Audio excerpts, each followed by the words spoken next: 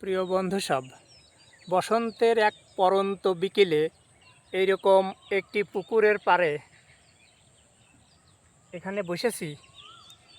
আর দক্ষিণা সমীরণ এদিক থেকে আমার গায়ে আসছে, আর সূর্যটা পশ্চিম আকাশে ডুবতে যাচ্ছে। আর এখানে কদম ফুলের মতো একটি আমের মুকুল ভরা গাছ এখানে দাঁড়িয়ে আছে। আর এখানে পুকুর, মাছ লাফালাফি করছে, হঠাৎ করে পানিতে ভেসে উঠছে আর গোলাকার ঢেউ চতুর্দিকে ছড়িয়ে পড়ছে। দক্ষিণা সমীরণ এসে আমার গায়ে লাগছে, সূর্যটা ডুবতে যাচ্ছে। আর এইদিকে প্রকৃতি কত সুন্দর, ওইদিকে খোলা মাঠ, সবুজের ঢেউ খেলানো, সবুজের সমারোহ ভরা একটি মাঠ।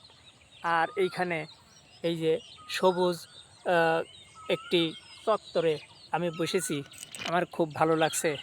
যদি এখানে একজন প্রিয় বন্ধু থাকতো এবং নিজের পছন্দের কোনো মানুষ থাকতো, তবে এই প্রকৃতিটা আরও বেশি উপভোগ করা যেত, আরও ভালো লাগতো। যদি আপনার কোনো পছন্দের মানুষ নিয়ে আপনি এখানে আসতে পারেন, যেমন ভাই বোন, বন্ধু, মা বাবা, আত্মীয় স্বজন, বন্ধুবান্ধব, যাকেই আপনার ভালো লাগে তাকে নিয়ে যদি এখানে আসেন এবং এইরকম জায়গায় বসেন বসন্তের কোনো পরন্ত বিকেলে, আর দক্ষিণা সমীরণ আপনার গায়ে আসবে, এই অনুভূতিটা যে কত ভালো লাগার, কত সুখের, জীবনের একটা মধুর স্মৃতি। দুঃখগুলোকে চিন্তা করে জীবনটাকে ভারী করবেন না, জীবনকে হালকা করুন। এবং যদি যেসব মানুষের লোভ আছে, লোভটা কমাইতে হবে, লোভ কমাইতে হবে, অল্পে তুষ্ট থাকতে হবে, তাহলে জীবন সুখের হবে।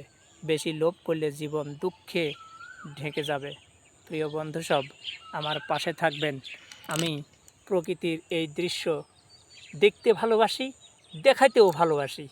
প্রিয় বন্ধু সব, আমার চ্যানেলটা সাবস্ক্রাইব করবেন এবং ফেসবুক থেকে দেখলে ফলো দিয়ে পাশে থাকবেন। ধন্যবাদ।